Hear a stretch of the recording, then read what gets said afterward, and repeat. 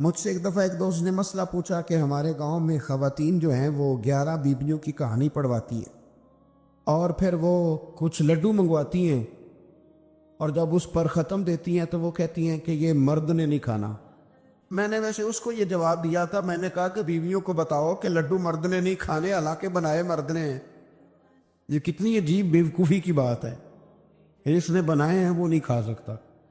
تو یہ اس قسم کی لایانی بے معنی باتیں نہیں ہونی چاہیے۔ عورتوں کو ہمیشہ یہ سمجھنا چاہیے کہ نہ تو وہ کسی کا معجزہ پڑھوا سکتی ہے، نہ 10 بیویوں کی کہانی پڑھا سکتی ہے۔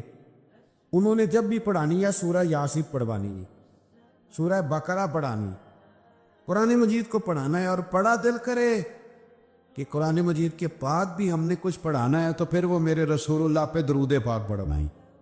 نبی پاک علیہ الصلوۃ والسلام گھر کے اندر اپنے گھر والوں کی تربیت کے لیے اور تعلیم امت کے لیے ایک دعا مانگتے تھے۔ حضرت عائشہ صدیقہ کہتی ہیں حضور دعا مانگتے تھے، مشکات میں موجود ہے۔ کیا دعا تھی؟ اللہم حاسبنی حسابا یسیرا، اے اللہ ذرا حساب آسان کر کے لینا۔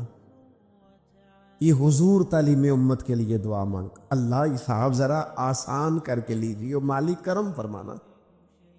تو حضرت عائشہ صدیقہ رضی اللہ تعالیٰ عنہ ارشاد فرماتی ہے، میں نے عرض کیا یا رسول اللہ صلی اللہ تعالیٰ علیہ وسلم یہ آسان حساب کا کیا مطلب ہے؟ تو حضور فرمانے لگے عائشہ آسان حساب کا مطلب یہ ہے کہ رب کریم بندے کے نامہ اعمال پر نظر ڈالے گا اور پھر اللہ تبارک و تعالیٰ اس سے درگزر فرما دے گا۔ یہ آسان حساب ہے، پتہ مالک کو ہے اس نے کیا کیا ہے، پر کریم ہے نا۔ عدل کرے تے تھر تھر کمبڑ، اچیاں شانہ والے تے جے فضل کرے تے پھر بخشے جامن میرے جے منہ کالے، نظر کرے گا پھر معاف فرما دے گا۔ اور حضور فرماتے عائشہ یاد رکھو جس سے اس نے حساب لیا وہ پھر بڑی مشکل میں آ جائے گا، اس کے لیے مشکل ہو۔ اللہم حاسبنی حسابا یسیرا، اے اللہ تو حساب ذرا آسان کر کے لینا، ذرا آسان کر کے۔ اس لیے تعلیم امت کے لیے کہ امت کے دل میں خیال پیدا ہو کہ حساب دینا ہے، تو نے حساب دینا ہے، تو نے اپنے مال کا حساب دینا ہے، تو نے اپنے لفظوں کا حساب دینا ہے، تو نے معاملات کا حساب دینا ہے۔ تو جس کرسی پہ بیٹھا ہے، تو کلرک ہے یا صدر ہے، تو نے اپنی اس نشست کا حساب دینا۔ تو استاد ہے یا پیر طریقت ہے، تو مؤذن ہے یا خطیب ہے، تو جو بھی ہے تو نے حساب دینا ہے۔ تجھے تیرے منصب کے بارے میں پوچھا جائے، تجھے تیرے عہدے کے بارے میں پوچھا جائے گا، تجھے اپنی ذمہ داریوں کے بارے میں حساب دینا۔ اللہ کی بارگاہ میں تمہیں جا کے بتانا ہے کہ تم نے کیا اعمال کی۔ اس تصور کو پکا کرے اپنی، یہ تصور کتنا کو پکا ہونا چاہیے، دنیا کیا ہے اور آخرت کیا ہے۔ ہمارے ہاں لوگوں نے بہت بڑا لمبا چوڑا دنیا کا تصور بنا لیا ہے، کار جہاں دراز ہے، لمبا تصور، دنیا داری کے لیے لمبی منصوبہ بندی، دور دور تک میں نے یہ کرنا ہے، پھر میں نے یہ کرنا ہے، پھر اس کے بعد انشاءاللہ یہ کر دینا۔ یہ تو آپ نے 300 سال کی پلاننگ بتا دی ہے، یہ تو 300 سال کی پلاننگ بتائی۔ کیا بتائیں تجھے اے باپ، کیا کار ہائے نمایاں کر گئے، بی اے کیا، نوکر ہوئے، پینشن ملی، پھر مر گئے۔ زندگی تو اتنی سی ہے، اتنی لمبی منصوبہ بندی، اس میں آخرت کہاں ہے؟ اس میں اگر کسی مقام پر رب کی بارگاہ میں حاضر ہونا ہے تو وہ کہاں ہے؟ جو مرنے والے لوگ ہوتے ہیں ان کا تو جینا کچھ اور طرح کا ہوتا ہے، جن کو جانا ہوتا ہے ان کا رہنا تو کچھ اور طرح کا ہوتا ہے، جن کو کسی جگہ منتقل ہونا ہوتا ہے، جو عارضی مکانوں میں رہتے ہیں ان کا رہن سہن تو ذرا اور طرح کا ہوتا ہے۔ لیکن جو ہمارا انداز ہے، جو ہمارا رہن سہن ہے، جو ہمارا طریقہ کار ہے، وہ تو مستقل رہنے کا ہے، وہ تو لگتا ہے کہ کبھی چھوڑنے والے نہیں ہیں۔ اس میں تو کوئی ایسی چیز نظر نہیں آتی کہ جس میں ہم محسوس کریں کہ ہم نے چھوڑ کے جانا ہے۔ لیکن نبی پاک علیہ السلام نے جس دنیا کو ہم بہت بڑی دنیا سمجھتے، حضور نے اس کی مثال کیا دی؟ صحیح مسلم کی حدیث ہے، دیکھیں کتنا کھول کر اور کتنا آسان کر کے رسول پاک ہمیں بات سمجھاتے ہیں. دنیا کیا ہے، آخرت کیا ہے، یہ والی زندگی کیا ہے، آخرت کی زندگی کیا، بالکل کھول کر واضح کر کے نبی پاک علیہ الصلوۃ والسلام فرمانے لگے دنیا اور آخرت کی مثال اس طرح ہے جس طرح دریا بہہ رہا ہو اور کوئی آدمی اس میں انگلی ڈبوئے، جتنا پانی اس کی انگلی کو لگ گیا یہ دنیا ہے، اور جو باقی ٹھاٹھے مارتا دریا پیچھے ہے، سمندر پیچھے ہے، وہ سارا آخرت ہے. یہ اتنی سی دنیا ہے، یہ صحیح مسلم میں موجود ہے. اتنی سی دنیا کے لیے اتنے پاپڑ بیلنا، اتنی سی دنیا کے لیے اتنے ظلم کرنا، اتنی سی دنیا کے لیے اتنے حق ضائع کرنا، اتنی سی دنیا کے لیے اتنے لوگوں کے دل توڑنا، اتنے حقوق پہ ڈھاکہ ڈالنا، اتنا جبر کرنا، لوگوں کا مال کھانا، لوگوں کو تکلیف دینا، عزتیں اچھالنا، اتنی سی دنیا کے لیے. حضور فرمانے لگے اتنی سی ہے یہ دنیا، جتنا انگلی کو پانی لگ گیا ہے وہ جنت، جو میری جنت نہیں خدا کا فضل ہے، جو اللہ کی عطا ہے اپنے بندوں کے لیے.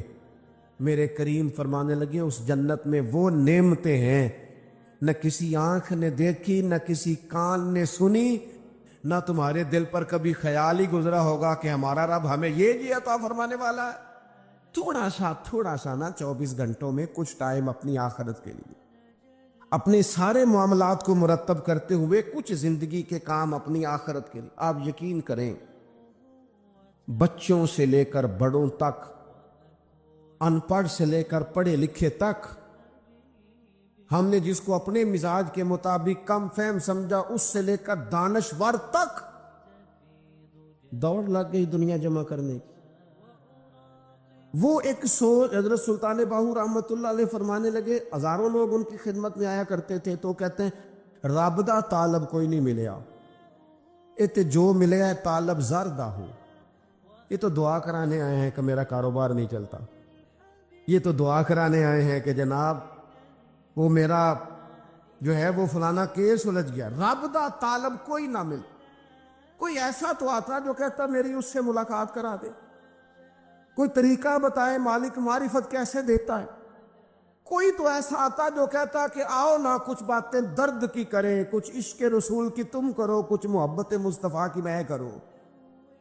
کچھ ایسے آتے جو کہتے آؤ نہ کو ذکر شیر صدیق اکبر کا، کوئی بات کریں سیدنا فاروق اعظم کی، کچھ تذکرے ہو جائیں عثمان غنی کے، تھوڑی دیر ہو نہ جائے مولا علی کا تذکرہ.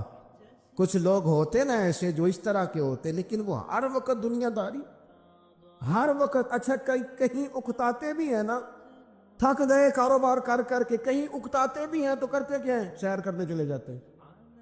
میں جی بور ہو گیا ہوں کام کرتے کرتے، چلو میں اب ٹھنڈے علاقے میں چلتا ہوں.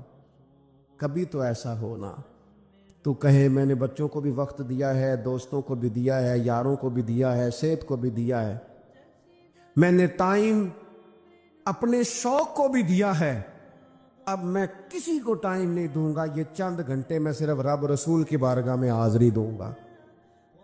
تو ذرا جم کے قرآن پاک پڑھے، تو ذرا ذوق سے درود پاک پڑھے، تو ذرا شوق سے میرے محبوب کی نعت سنے، تو سارا زمانہ بھول جائے اور تو رج رج کے دعا مانگے اپنے رب کی بارگاہ میں، اپنی پریشانیاں عرض کرے، اپنے اندر کی کیفیت بیان کرے. دل جو سخت ہو گیا ہے، ذہن جو سخت ہو گیا ہے، جو طبیعت میں وہ نورانیت نہیں آ رہی، اس کی تو بات کرے، تو اپنے رب کی بارگاہ میں معافی کا سوال کرے، تو اس سے قیامت کے دن درگزر کرنے کے لیے عرض کرے. کچھ تو ایسا ٹائم نکلے.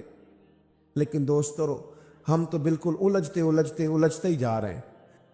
وہ معاملات زندگی ہیں کہ ختم ہی نہیں ہو رہے، شوق ہے کہ ختم ہی نہیں ہو رہے، باتیں ہیں کہ بڑھتی چلی جا رہی. دور گزر گیا جب لوگ کہتے تھے کہ کوئی درود پاک بتائیں جس سے سرکار راضی ہو. ایک کی مسئلہ ہے کام نہیں چلتا. ایک صاحب آئے، کام نہیں چلتا. میں نے کہا سورہ واقعہ پڑھا کرے. کہتے ہیں حضرت میں بڑی دیر سے پڑھ رہا ہوں. میں نے کہا چلے کوئی صدقات دے کے دیکھ لے. کہنے لگے بڑی دیر سے دے رہا ہوں. میں نے انہیں ایک اور وظیفہ بتایا. کہنے لگے یہ بھی مجھے کسی نے بتایا تھا، بڑی دیر سے کر رہا ہوں. تو میں نے انہیں کہا پھر میری ایک ناقص رائے یہ ہے کہ سارا کچھ کرنے کے بعد اگر ابھی تک پھر بھی آپ سمجھ رہے ہیں نا آپ کی مرضی کے مطابق آپ پر دروازے نہیں کھول رہے، پھر آپ صبر کریں. جو میرا رب چاہتا ہے اس پہ راضی رہ کے دیکھیں ذرا، پھر ذرا راضی رہ کے دیکھیں، پھر دیکھیں کہ مالک کا فیصلہ کیا ہے. وہ آپ کے حق میں کوئی رحمت والا فیصلہ ہی فرمائے گا، پھر ذرا انتظار کر کے دیکھیں، پھر ذرا صبر کر کے دیکھیں. پھر وہ کہتا وبشر الصابرین، محبوب یہ جنہوں نے صبر کیا ہے انہیں میری رحمت کی خوشخبری سنا دو. پھر وہ کہتا ہے باقیوں کے پاس مال ہوگا، دولت ہوگی، اقتدار ہوگا، بڑا کچھ ہوگا، ان اللہ مع الصابرین، صبر کرنے والوں کے ساتھ رب کریم ہوگا. پھر ذرا ٹھہر ہی جائیں، پھر تھوڑا حوصلہ ہی کر لیں، پھر اس کے فیصلے کا ذرا انتظار کر کے دیکھیں. ہم نا من چاہیے زندگی کے پیچھے پریشان ہیں اپنی آخرت کے، اور آخرت کرتی کیا ہے؟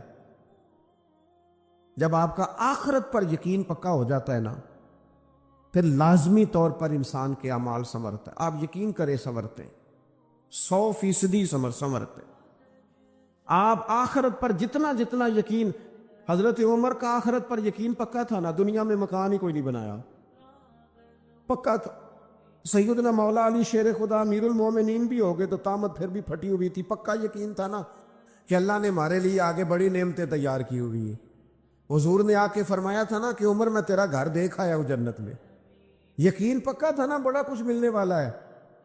تو جن لوگوں کا پکا ہونا کہ میرا دیس میں گھر ہے، وہ پردیس میں بلڈنگیں نہیں بنایا کرتے، ان کو پتا تھا کہ ہمارے دیس میں گھر بنے ہوئے ہیں، لہٰذا یہاں وہ کسی پریشانی کا شکار. اور دوسرا، جب بندے کا آخرت پر یقین پکا ہو جاتا ہے نا، ایک بات آپ نے ضرور ذہن میں رکھنی ہے. ہمارے محدثین نے لکھا ہے جس بندے کا صرف دنیا داری میں جینے کا مزاج ہو جاتا ہے نا، وہ بزدل ہو جاتا ہے. اور جس کا خیال ہوتا ہے نا زندگی عارضی ہے، صبح قیامت دوبارہ اٹھوں گا، وہ بندہ بہادر ہو جاتا ہے. جس کا خیال ہے نا یہی کچھ ہے، کھا لو پی لو بس، یہ زندگی ختم ہو گئی تو ختم ہو گئی، مر گئے تو مر گئے، ختم ہو گئے، فنا ہو گئے، ان لوگوں کا مزاج بزدلانہ ہو جاتا ہے، جرت مند نہیں رہتے. اور جن کا یہ خیال ہوتا ہے نا مرنے کے بعد بھی اٹھنا ہے، ایک نئی زندگی اللہ عطا کرے گا، وہ لوگ پھر موت سے گھبراتے نہیں، انہیں مرنے سے ڈر نہیں لگتا. پھر موت کا لفظ کوئی بندہ سنا کے انہیں بلیک میل نہیں کر سکتا، وہ بندے طاقتور ہو جاتے، با ہمت ہو جاتے. حضرت جابر بن عبداللہ فرماتے ہیں، بخاری میں حدیث ہے، فرماتے ہیں ایک احد والے دن ایک صحابی کھجور کھا رہے تھے، تو کھجور کھاتے کھاتے انہوں نے نبی پاک صلی اللہ تعالیٰ علیہ وسلم کی خدمت میں عرض کی، حضور اگر میں آج شہید ہو جاؤں تو کہاں جاؤں گا؟ تو محبوب فرمانے لگے، میرا رب اپنے فضل سے تجھے جنت عطا کرے گا. حضرت جابر ابن عبداللہ رضی اللہ تعالیٰ عنہ فرماتے ہیں اس بندے نے کیا کیا، اس نے نا کھجور جتنی کھا لی تھی کھا لی، باقی نکال دی منہ سے، تلوار لی، میدان میں گئے، شہید ہو گئے. سبق ہمیں کیا دیا؟ کہنے لگے جب مرتے ہی اللہ تعالیٰ جنت عطا کرے گا، پھر کھجور کھاتے کھاتے رہنے والی دیر بھی کیوں کرنی ہے؟ پھر چھوڑو، جنت میں جا کے اللہ کے دیے ہوئے انعام کھائیں گے. کھجور کھانے کی بھی دیر برداشت نہیں کی. یہ آخرت کا اجر، آخرت میں رب کی بارگاہ میں کھڑے ہونے کا تصور بندے کو طاقتور کر دیتے. وہ بزدل، اقبال کیا کہتے ہیں؟ اقبال کہتے ہیں موت کو سمجھے ہے غافل اختتام زندگی، یہ ہے شام زندگی، پھر صبح دوام زندگی. اور حضرت بلے شاہ بھی بول پڑے، وہ کہنے لگے عرش فرشتے بانگاں ملیاں مکے پہ گئے شور، بلے شاہ ایسا نہیں مرنا، یہ تے مر گیا ہی کوئی اور، یہ تو کسی اور. پھر ایک اور درویش بولے، وہ کہنے لگے وارث شاہ او کدو مر دے، وارث شاہ او کدو مر دے جنہ کیتیاں نیک کمائیاں نے. وہ تو اللہ کی بارگاہ میں انعام پاتے ہیں، ایک پل ہے موت، اس پل سے گزرتے ہیں، پھر رب کا فضل انہیں ملتا ہے. میں کئی دفعہ کہہ چکا ہوں، پھر کہتا ہوں کہ جب بہت ٹینشن بن گئی نا، ڈپریشن بہت بڑھ گیا، کووڈ-19 کے دن تھے، کرونا کے، تو مجھے ایک سرکاری ادارے میں بلایا گیا جہاں اس عملے کو میں نے گفتگو کرنی تھی اس عملے سے جو مریضوں کو دیکھ رہا تھا. کہنے لگے مجھے وہاں کے جو ہیڈ تھے کہنے لگے پیر صاحب بڑا ڈپریشن بڑا ہے, لوگ ڈر رہے ہیں. وقتی طور پہ خوف بھی بڑا تھا. تو میں نے ایک صاحب سے وہاں کہا کہ اتنا خوف کس بات کا؟ کہنے لگے جی مجھے تو زیادہ ہجوم آ گیا تو میرا سانس نہیں نکلتا, تو قبر میں تو کھڑکی کوئی نہیں, تو تصور سوچ سوچ کے میں ڈرتا ہوں. تو میں نے کہا ڈاکٹر صاحب ماں کے پیٹ میں جو رب آکسیجن دیتا ہے وہ قبر میں بھی دے گا. تو انہوں نے آپ کی طرح سبحان اللہ نہیں کی, کیونکہ وہ ڈاکٹر صاحب تھے نا. سیانے بندے کو سمجھانا بھی کافی سیانے بندے کا کام ہے, وہ زیادہ سیانے تھے. دیکھیں نا, سوتے کو جگانا تو کام ہے, اور اگر جاگتے کو جگانا پڑ جائے تو بہت مشکل کام ہوتا ہے. وہ ڈاکٹر صاحب تھے. وہ کہنے لگے جی حضرت صاحب وہ تو ماں سانس لیتی ہے تو وہ بچے کو جاتا ہے, وہ آکسیجن ماں کے سانس کی بنیاد پہ ملتی ہے, تو قبر میں وہ کیسے ہوگا؟ میں نے کہا چلیں ٹھیک ہے ڈاکٹر صاحب آپ کی یہ دلیل بھی مان لیتے ہیں. وہ جو انڈے سے بچہ نکلتا ہے وہ چاروں جانب کوئی سوراخ ہوتا ہے؟ ڈاکٹر صاحب نے قلم چھوڑ دیا, رکھ دیا. میں نے کہا چلو یہ بھی بتاؤ زندہ ہی نکلتا ہے؟ کہنے لگے بالکل. تو میں نے کہا سونا بھی نکلتا ہے؟ کہنے لگے بڑا ہی پیارا ہوتا ہے. میں نے کہا انشاءاللہ جب ہم قبروں سے نکلیں گے مصطفیٰ کا صدقہ, یوم نحشر المتقین الی الرحمن وفدا, رب کہتا ہے تم جب نکلو گے نا قبروں سے, متقی مومن جب نکلیں گے تو رب کی بارگاہ میں مہمان بنا کر پیش کیے جائیں گے. اے رب دے پرونے ہون گے قیامت میں, وہ مہمان بنا کر پیش کیے جائیں گے اللہ کی بارگاہ, مہمان بنا کر. دوستو قبر صرف دوزخ کا گڑھا نہیں ہے, دوزخ کا گڑھا بھی, لیکن اس کے لیے جس نے دنیا میں رہ کے صرف دنیا اکٹھی کی, آخرت کے لیے جمع کچھ نہیں کیا, اور جس نے یہاں رہ کے وہاں کے لیے کوشش کی, صبح سے شام تک ڈرا کہیں میرا رب ناراض نہ ہو جائے, کہیں حضور کی بتائی ہوئی حدیں معاذ اللہ مجھ سے کراس نہ ہو جائے. جس نے محتاج زندگی گزاری اس کی قبر گڑھا نہیں, کھڈا نہیں, بلکہ حضور فرماتے ہیں روضۃ من ریاض الجنہ, اس کی قبر تو باغ ہے, باغ. ایک منٹ کے لیے صرف سوچنا, بندہ فوت اور سیدھا اسے باغ میں چھوڑا ہے کوئی, باغ ہے قبر, باغ. اور باغ بھی معمولی نہیں, معمولی کیاری نہیں, روضۃ من ریاض الجنہ, جنت کے باغوں میں سے باغ. اور باغ اتنا سونا ہے جس میں آنکھ کھلے گی تو پہلی زیارت ہی مدینے والے رسول کی نصیب ہوگی. تو خوف آتا ہے وہاں جاتے ہوئے. پہلے بھی میں نے کہا تھا, پھر کہتا ہوں, او مرحوم آسی نے کہا تھا آج پھولے نہ سمائیں گے کفن میں آسی, او قبر کی رات ہے ان سے ملاقات کی رات. آج تو ملاقات. تو یہ جو عقیدہ آخرت ہے یہ انسان کو بزدل نہیں کرتا, بہادر کر دیتا ہے. جو لوگ عقیدہ آخرت نہیں رکھتے بزدل ہو جاتے ہیں, اور لازمی طور پر بزدل ہو جاتے ہیں. اسی طرح یہ جو عقیدہ آخرت ہے یہ صبر و تحمل پیدا کرتا ہے انسانی زندگی میں. زید بن ثابت رضی اللہ تعالیٰ عنہ بھی اس بات کے راوی ہیں. فرماتے ہیں ہم جا رہے تھے تو 5-6 قبریں تھی, تو حضور نے فرمایا کن کی قبریں؟ ہم نے عرض کی یا رسول اللہ صلی اللہ علیہ وسلم یہ کافروں کی قبریں. یہ صحیح مسلم میں حدیث موجود ہے, کفار کی قبریں. تو اللہ کے رسول صلی اللہ علیہ وسلم فرمانے لگے, ذرا حدیث کے لفظوں پہ غور کرنا, حضور فرمانے لگے اگر مجھے ڈر نہ ہوتا کہ تم اپنے مردوں کو دفن کرنا چھوڑ دو گے, اگر مجھے اس بات کا ڈر نہ ہوتا کہ تم اپنے لوگوں کو, مرنے والوں کو قبروں میں دفن کرنا چھوڑ دو گے, اگر یہ مجھے ڈر نہ ہوتا تو میں تمہیں سناتا کہ قبر کے اندر کس طرح عذاب ہوتا ہے. تمہیں دنیا میں رہ کے میں سناتا, پر ڈر ہے کہ کہیں تم اپنے مرنے والوں کو قبروں میں دفن کرنا چھوڑ ہی نہ دو, اس لیے میں تمہیں یہ بات نہیں بتاتا. اور میرے رسول کریم صلی اللہ تعالی علیہ وآلہ وسلم نے پھر ارشاد فرمایا, اپنے غلاموں کی طرف نظر فرمائی یہ بات کہہ کے کہ اگر مجھے ڈر نہ ہوتا کہ تم دفن کرنا چھوڑ دو گے تو تمہیں میں سنا دیتا کہ قبر میں کیا عذاب ہوتا ہے. پھر حضور نے صحابہ سے فرمایا چلو بھائی دوزخ کے عذاب سے اللہ کی پناہ مانگو. تو سب کہنے لگے ہم دوزخ کے عذاب سے اللہ کی پناہ مانگتے ہیں. پھر نبی پاک صلی اللہ تعالی علیہ وسلم نے ارشاد فرمایا تم سب کہو کہ ہم قبر کے عذاب سے اللہ کی پناہ مانگتے. تو صحابہ نے کہا ہم قبر کے عذاب سے اللہ کی پناہ مانگتے ہیں. پھر میرے رسول پاک علیہ الصلوۃ والسلام نے فرمایا تم کہو، سارے یہ کہو کہ ہم ظاہری اور باطنی فتنوں سے اللہ کی پناہ مانگتے. تو صحابہ نے کہا کہ ہم ظاہری اور باطنی فتنوں سے اللہ کی پناہ مانگتے ہیں. پھر میرے محبوب علیہ السلام نے فرمایا تم کہو کہ ہم دجال کے فتنے سے اللہ کی پناہ مانگتے ہیں. تو صحابہ کرام نے کہا کہ اے اللہ ہم دجال کے فتنے سے تیری پناہ میں آتے. نبی پاک علیہ السلام نے یہ الفاظ کہہ کے یہ بات بتلا کے ہمیں سمجھا دیا، ہمیں قائل فرمایا محبوب نے.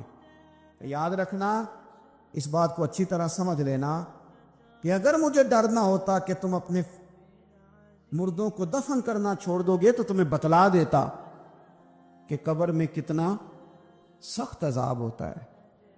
اپنے معاملات پر غور کریں. ہمارا وہ کسی شاعر نے کہا تھا کہ مرنے کے بعد مجھ کو 2 گز زمین جو ملی تو دیکھو بعد مرنے کے ہی ہم جاگیردار ہو گئے. تو اصل تو جاگیر وہی ہے اور طے ہے. جتنا مرضی اے سی لگا کے کمرہ ٹھنڈا کر لیں، ٹائل پتھر لگا کے اس کو آپ صاف ستھرا کر لیں، اور آپ اٹھنے کی بھی تکلیف نہ کریں، ریموٹ کنٹرول کے ساتھ ہر چیز اپنے کمرے کی آپ کنٹرول کر لیں، پورا ہوادار کر لیں، لیکن آپ بچیں گے تب نہ جب قبر جنت کے باغوں میں سے باغ بنے گی. اگر وہ جنت کے باغوں میں سے باغ نہیں بنتی تو پھر فائدہ نہیں ہے. میرے رسول کریم صلی اللہ تعالی علیہ وآلہ وسلم کے پیارے صحابی حضرت عثمان غنی رضی اللہ تعالیٰ عنہ فرماتے ہیں، یہ سنن ابو داؤد شریف کی حدیث ہے کہ حضور نے فرمایا جب میت کو دفن کر کے فارغ ہو جاؤ تو اس کی قبر پر کھڑے رہو. خود حضور بھی قبر پر کھڑے رہتے دفن کرنے کے بعد اور فرماتے اس کے ثابت قدم رہنے کی دعا کرو، اس لیے کہ اب اس سے سوال و جواب ہوں گے. اب فرشتے اس کی قبر میں آئیں گے، اب اس سے پوچھیں گے، اب اس کے ساتھ وہ امتحان ہوگا، تو اس کے لیے دعا کرو، قبر پہ کھڑے ہو کے دعا مانگو. ایک حدیث میں فرمایا کہ اتنی دیر دعا مانگو کہ جتنی دیر اونٹ ذبح کر کے کھال اتار کے گوشت بنا کے، اونٹ ذبح کرنا سب سے زیادہ مشکل ہے، اونٹ ذبح کر کے کھال اتار کے گوشت بنا کے بانٹ دیتے ہو، اتنی دیر مرنے والے کی قبر پہ کھڑے رہ کے دعا مانگا کرو، کیونکہ اب فرشتے آئیں گے، سوال و جواب ہوگا. تو عذاب قبر، مصنف عبد الرزاق میں حدیث ہے کہ ایک بندے کو صرف 1 کوڑا مارا گیا تھا قبر میں، 1 کوڑا، 1 درہ، تو اس کی ساری قبر میں آگ بھڑک اٹھی تھی. تو پوچھتا ہے کہ یہ 1 کوڑا مجھے کیوں مارا گیا؟ تو انہوں نے کہا ایک وجہ تو یہ تھی کہ تو پاکی پلیدی کا خیال نہیں کرتا تھا، اور دوسری وجہ یہ تھی کہ ایک دفعہ ایک مظلوم نے تجھ سے کہا تھا میری مدد کر، اور تو مدد کرنے پہ قادر تھا، تیرے اندر ہمت تھی، اور تو اس کی مدد کے لیے تیار نہیں ہوا. وہ ہمارا مشہور فکر ہے نا کہ سانو کی لگے، پرائی لڑائی پرائی آگنو اسی گھر کیوں لے آئیے. تو وہ جو ہمارا خاص معاملہ ہے نا کہ کسی کی مدد نہیں کرنی، وہ ہمیں خراب کرتی ہے، ہمارے حالات بگڑ جاتے ہیں. ہم مدد کرنے پہ قادر ہوتے ہیں پر کسی مظلوم کی مدد، 1 کوڑا لگا تو پوری قبر میں آگ بھڑک اٹھی. عذاب قبر سے اللہ کی پناہ مانگی جائے، ڈرا جائے، اور آخرت کے لیے قبر کے لیے تیار. قرآن مجید نے کہا وَإِذَا الْقُبُورُ بُعْثِرَتْ، جب قبریں کریدی جائیں گی نا تو عَلِمَتْ نَفْسٌ مَا قَدَّمَتْ وَأَخَّرَتْ، پھر ہر جان لے گی کہ اس نے آگے کیا بھیجا اور پیچھے کیا چھوڑا. میرے عزیز، اپنی قبر کے لیے، اپنی آخرت کے لیے فکر کریں، تیاری کریں. ملا رومی ایک بڑی خوبصورت مثال دیتے ہیں اور بڑے شاندار انداز میں بات سمجھاتے ہیں. وہ کہتے ہیں مصر کے اندر نا ایک رواج تھا کہ وہ سال کے آخر میں، سمجھ لیں ذی الحج کے آخری دن، یا جس طرح آج کل لوگ جنوری فروری سے کام چلاتے، تو وہ दिसंबर की आखिरी तारीख को ना पिछले बादशाह को मुअत्तल कर देते थे, और यकम तारीख को वो जाके दरिया के किनारे खड़े होते थे तो कश्ती आती थी, जो पहला आदमी उतरता था उसे बादशाह बना लेते थे। पूरा साल उसकी बात मानते और साल के आखिर में जाके फिर उसको जंगल में, जहाँ जंगल में दरिंदे थे, झाड़ियाँ थी, खौफनाक जगह थी, वहाँ जाके छोड़ आते थे। दरिंदे उसे फाड़ डालते। तो एक साल एक दानिशमंद आदमी उतरा, वो उसको उन्होंने कहा कि भाई तू हमारा बादशाह है। उन्होंने कहा ये क्या बात हुई? तो बादशाह हूँ तो क्या मतलब? उन्होंने कहा जी हमारा उसूल है, पूरा साल तेरी बात मानेंगे, साल के बाद जंगल में छोड़ आएंगे। कहने लगा साल तो बात मानोगे ना? ने कहा हाँ। कहने लगा अच्छा फिर सबसे पहले मुझे वो जंगल दिखाओ जिसमें तुमने आखिर में छोड़ के आना है। पहले मकान के पहले सोसाइटी में, घर के पहले कब्रिस्तान की तरफ हाजिरी। कुरान पाक की जो तरतीब है ना मौत व हयात की, पता किस तरह? अल्लाजी खलकल मौत वल हयात, वो रब जिसने मौत और जिंदगी पैदा की। कुरान जिंदगी का जिक्र बाद में करता है, मौत का जिक्र है। तो मुल्ला रूमी कहते हैं वो आदमी कहने लगा पहले दिखाओ ना कहाँ साल के बाद लेके जाओगे। तो उन्होंने जाके वो जगह दिखाई, इस जंगल में साल के बाद हमने आपको लेके आके छोड़ना है। तो कहने लगा खत्म हो गई बात, इसी जंगल में छोड़ोगे ना, कोई और तो नहीं? कभी इसी में छोड़ेंगे। कहने लगा बिल्कुल ठीक है। पहला हुक्म तख्त पे बैठ के उसने ये किया कि जंगल के अंदर जितनी खारदार झाड़ियां सारी काट दो। उस जंगल में जहां आखिर में जाना है वो सारी झाड़ियां काट दी। फिर कहने लगा जितने दरिंदे हैं ना जहां, वो सारे मार दो। दरिंदे मार दिए। कहने लगा अब हल चलाओ, क्यारियां बनाओ, फूल लगाओ, गुलाब लगाओ, चंबेली लगाओ, करो इसके अंदर खुशबुएं। वो सारा साल वो बाग की तैयारी करता रहा। साल के बाद उन्होंने चारपाई पे बांधा। जब उस बाग में लेके जा रहे थे तो पुराने बादशाह कहते थे ना नहीं मैंने नहीं जाना, छोड़ दो, उतार दो, माफ कर दो। ये पता क्या कह रहा था? कह रहा था आज जेलूनी, जरा जल्दी करो, जरा जल्दी करो, जल्दी करो, मुझे ले जाओ खबर में और जल्दी से मुझे वहां छोड़ के आओ जंगल में। क्यों भला? इसलिए कि इसने फारिग बैठ के मौज नहीं की, इसने अपनी आखिरी जगह के फल पौधों की तैयारी की। ओ मेरे भाई, हमारे पास पैसा आता है तो गाड़ी नहीं आती है। अगर थोड़ा पैसा ज़्यादा बढ़ गया तो चलो वहाँ भी प्लाट ले लो। कोई बंदा भी अपनी आखिरत के लिए, कब्र हशर के लिए सोचने को तैयार है। जितने मकान आपने बनाने हैं ना, बच्चों ने बाद में लड़ना है, उन्होंने कहना कारने वाला अब्बा मुझे कह गया था कार्नर वाला तेरा है। ने कहा था मुझे, अब्बा जी मुझे कह गए थे कि तू पहले बड़ा हो गया था, तू कमाई करने लग गया था, लिहाजा ये सारा तेरा ही है। वो सबको कोई ना कोई बात अब्बा कान में कह ही जाता है। सब ने अपने हिस्से की कोई ना कोई बात याद की होती। अब्बा ने कहाँ जाना है? जहां हालत बड़ी खराब है, जहां हालात बड़े पेचीदा हैं, मेहरबानी फरमाएं। वो जो तैयारी है ना आखिरत की, यहां रह के कब्र की तैयारी करें, यहां रह के वहां के कीड़े मकोड़े मारे, फिर वहां जाने में कोई परेशानी नहीं होगी। फिर तो बंदा भाग के जाएगा, बंदा भाग के जाएगा। मैं सुनिया रात कब्र दी काली, तो फिर कहने लगे मैं ते भी सुनिया उथे ओने होना जिदे मोढे कमली काली। तो ये तो तब है ना कि जब आपने उसके लिए कुछ तैयारी की हो। मेरे रसूल करीम अलैहिस्सलाम ने मोमिन की कब्र का हाल भी बताया। ये तो है ना अजाब उन लोगों के लिए जो नाफरमानी करने वाले हैं, ये उनकी कब्र का हाल बताया। तो सुनने तिरमिजी में, सही इब्ने हब्बान में हजरत अबू हुरैरा रदी अल्लाह तआला अन्हु बयान करते हैं कि हुजूर सल्लल्लाहु अलैहि वसल्लम ने फरमाया जब मैयत को कब्र में रखा जाता है तो उसके पास स्याह रंग वाले और नीली आंखों वाले दो फरिश्ते आते हैं और उसको उठा के बिठाते हैं।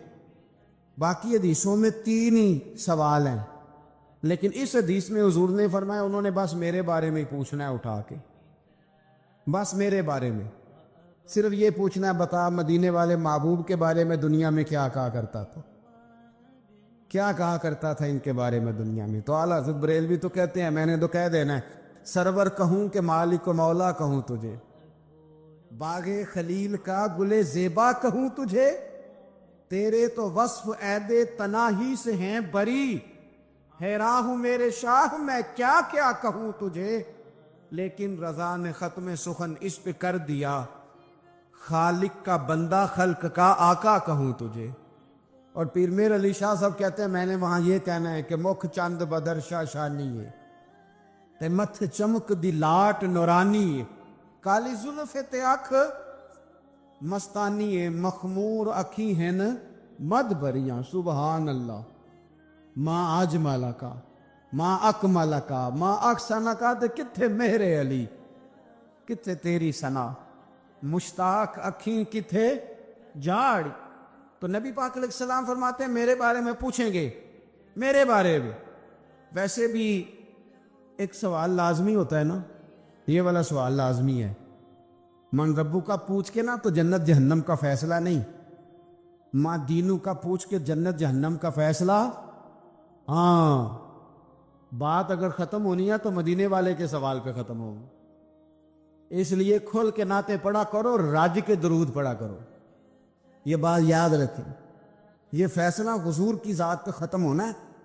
میرے نا وہ شکایتیں کرتے ہیں نا لوگ آ کے، تو ایک بچی کو ہمارے ہاں داخل کرانے کے لیے ایک صاحب لے کے آیا جو کہنے لگے بڑا عرصہ اسے فلانے مدرسے میں داخل کرایا، سوائے نعتوں کے کچھ بھی نہیں سیکھا اس نے۔ تو میں انہوں آکھیا چاچا جی جڑی اصل کام سی وہ تو سیکھ گئی ہے نا تہاڈی بچی، قرآن و سنت بھی حضور کی نعت ہی ہے، لیکن آپ کو پتہ ہے کہ بات ختم مدینے والے کی نعت پہ ہی ہوتی ہے، حضور کا پیار اصل ہے۔ تو حضور فرماتے ہیں میرے بارے میں پوچھا جائے گا، وہ کہے گا کہ ان کے بارے میں کیا پوچھتے ہو، اشہد ان لا الہ الا اللہ واشہد ان محمدا عبدہ ورسولہ۔ تو فرماتے ہیں پھر اسے نا ایک طرف کھڑکی کھولی جائے گی تو جہنم کا دروازہ دکھایا جائے گا اور اسے کہا جائے گا اگر تو سوالوں کے صحیح جواب نہ دیتا تو دوزخ میں جاتا، لیکن اب تو نے صحیح جواب دیے ہیں۔ تو حضور فرماتے ہیں اس کی قبر 70 گز چوڑی اور 70 گز لمبی کر دی جائے گی۔ کتنی جی؟ مسجد میں اے سی والے حال میں جگہ مل جائے تو بندہ بڑا سکھی رہتا ہے، اور صبح جائے بینک اور پہلی لائن میں موقع مل جائے تو بندہ بڑا سکھی رہتا ہے کہ میرا جاتے ہی کام ہو گیا۔ او خدا کے بندے، قبر بندے کی قبر، مکان اچھی سوسائٹی میں اچھا خستہ اور سستا مل جائے تو بندہ کہتا ہے کہ سودا بڑا وارد لب گیا، بھائی بڑا کمال ہو گیا، مزہ نہیں آ گیا۔ قبر 70 گز لمبی اور 70 گز چوڑی، اور یہ ترمذی شریف پڑھ رہا ہوں، بڑی مزیدار حدیث۔ نبی پاک صلی اللہ علیہ وسلم فرمانے لگے پھر اس کی قبر کو نور سے بھر دیا جائے گا۔ حضور کو پہچان گیا نا، قبر نور سے بھر دی گئی اور جب 70 گز لمبی کر دی گئی تو بڑے پیارے لفظ ہیں حدیث کے۔ حضور فرماتے ہیں وہ بندہ پھر فرشتوں سے ایک بات کہے گا، عربی میں بھی ہے اردو میں بھی ہے، پر میرا دل کرتا ہے پنجابی میں بتاؤں۔ وہ نا فرشتوں سے وہ بندہ کہتا ہے جب قبر ہو گئی نا 70 گز لمبی 70 گز چوڑی اور نور سے بھر گئی، قربان جائیں، حضور فرماتے ہیں وہ مردہ وہ جو قبر میں پہنچا ہے، جب اس کی قبر کو یہ شان ملتی ہے تو فرشتوں سے پتہ کیا کہتا ہے، کہتا ہے میں گھر نہ دسا وہاں جا کے، یہ ذرا گھر نہ بتاؤں دوڑ کے، یہ ذرا میں اپنے گھر بتاؤں باقی کہ اللہ نے بڑی خیر کر دی، اپنی اماں نو دسا وہاں، اپنی اماں نو میں بچوں کو بتا کے آؤں کہ موج بن گئی ہے، میں بتاؤں اپنی بیوی کو، بتاؤں اپنے بہن بھائیوں کو، میں کار نہ دسا وہاں۔ قربان جائیں میرے رسول کریم علیہ السلام فرماتے ہیں فرشتے اس سے کہتے ہیں نہیں تو کسی کو نہ بتا، نم کا نومت العروس، تو اس طرح سو جا جس طرح پہلی رات کی دلہن سویا کرتی، وہ بڑے چاؤں میں سوتی ہے، وہ بڑے پریم میں سوتی ہے، نئی زندگی کا آغاز ہوتا ہے تو سوتی ہے، اور فرشتے کہتے ہیں اب تجھے وہی آ کے جگائے گا جو تیرے اہل میں تجھے سب سے زیادہ محبوب ہوگا، جو تجھے سب سے زیادہ محبوب ہوگا۔ میرا تو ایمان ہے کہ ہمیں تو قبر سے آ کے جگائیں گے بھی مدینے والے رسول، سہیں گے آؤ غلاموں چلیں، آؤ غلاموں۔ اور وہ کشمیر کے رومی وقت نے میاں صاحب نے کہا تھا بعد مرن دے قبر میری تے میرے اپیرا جے کر پامے تیرا۔ اب حسن دیکھے کلام کا اور انداز دیکھے، بعد مرن دے قبر میری تے میرے اپیرا جے کر پامے تیرا۔ تے قبر دے وچوں ہڈیاں اٹھ کے مجرا کر سن تیرا.